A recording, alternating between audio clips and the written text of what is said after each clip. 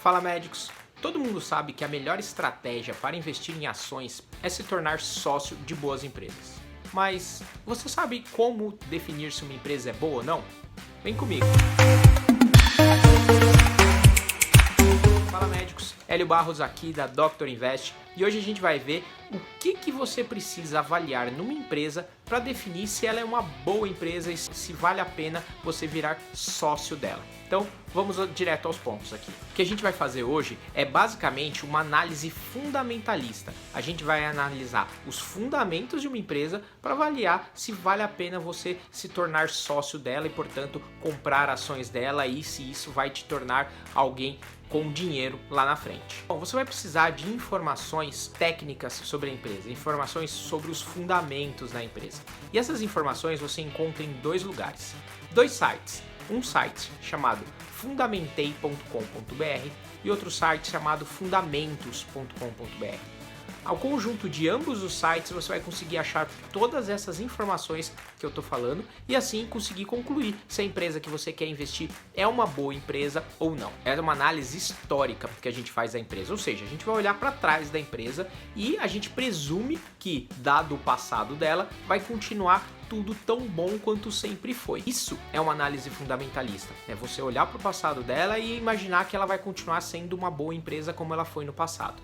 Existem outros tipos de análise, inclusive empresas que são boas fundamentalmente falando, elas não costumam ter um crescimento muito exponencial. São empresas boas que vão ter um crescimento médio, porém constante ao longo do tempo.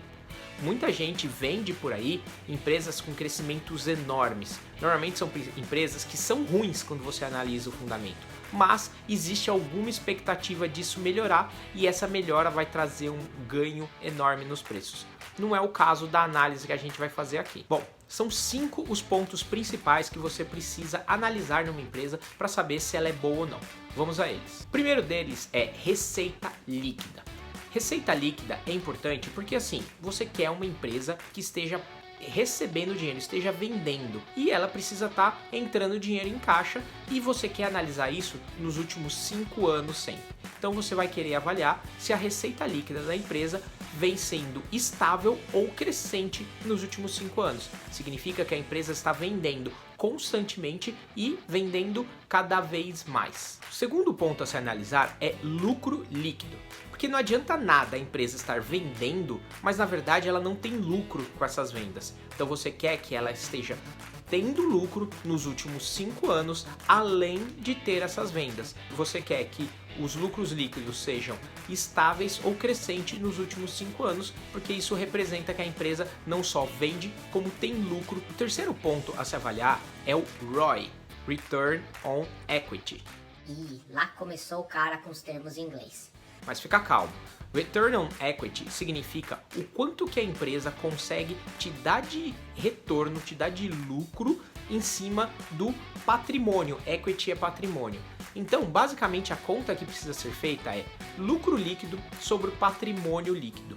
Você vai querer buscar empresas que tenham um Return on Equity de 15% no mínimo. Isso te dá uma margem de ganhos que você pode ter. Lembrando que todos esses dados você acha nos dois sites que eu mencionei. Você consegue inclusive achar alguns dados já calculados, como o ROI, já calculados para você. Você não precisa fazer a conta você mesmo. O quarto ponto a se observar é margem líquida.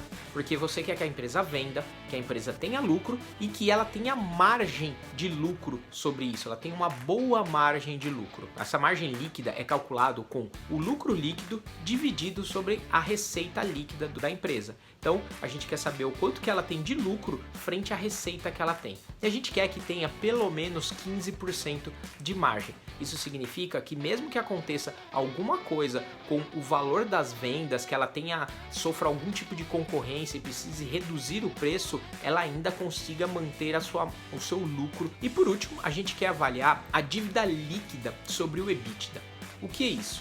A dívida líquida é quanto que a empresa deve. EBITDA é um termo em inglês para o quanto que a empresa ganha antes das taxas e dos impostos. O que você quer saber com esse índice? Você quer saber que imagine que se a empresa abdicar de todos os seus lucros, quanto tempo ela vai levar para pagar as suas dívidas? E o que você quer é que ela leve no máximo 3 anos abdicando dos próprios lucros para saldar todas as dívidas. Então você quer que esse índice dívida líquida sobre EBITDA seja menor do que 3. Isso vai garantir que a empresa esteja com um nível controlado de dívidas e que isso não vá prejudicar o desempenho dela no futuro. Basicamente é isso. Se você analisar sempre esses 5 pontos em todas as empresas que você investir pelo ponto de vista fundamentalista, dificilmente você vai entrar numa enrascada. Com esse tipo de análise, vendo esses produtos, você sempre vai acabar comprando ações de empresas que são muito sólidas e dão muito resultado. Inclusive, faça esse exercício agora. Pegue as empresas que você já investiu e tente aplicar esses critérios e ver se elas passam nos critérios. Se elas não passam, significa que você está com empresas que não são tão sólidas. Não é uma recomendação de compra nem de venda, mas é uma métrica objetiva para você avaliar se você tem empresas sólidas ou não na sua carteira. E aí me conta no vídeo aqui embaixo quanto das suas empresas passam por esses critérios. E é isso. Se você gostou desse vídeo, deixa um curtir, isso ajuda muito o canal a crescer e também comenta se ficou alguma dúvida. E não se esqueça de compartilhar também se você acha que isso pode ajudar alguém que você conhece. Muito obrigado pela atenção e até mais!